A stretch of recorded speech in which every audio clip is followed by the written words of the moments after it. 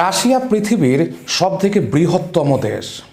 এটা এতটাই বড় যে পৃথিবীর প্রায় 10% ভূমি নিয়ে এটা অবস্থিত এবং এটা প্লুটোর যে সারফেস এরিয়া আছে তার থেকেও বেশি সারফেস এরিয়া রাশিয়ায়।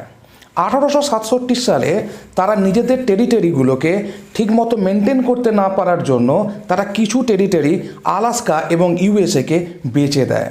ভাবতে পারো, আজকে টেরিটরি রক্ষা করার জন্য রাশিয়া পুরো একটার সঙ্গে আরেকটা দেশের সঙ্গে লড়ে যাচ্ছে, আর সেই টেরিটরি একসময় তারা প্রচুর কম দামে বেচে দিয়েছিল।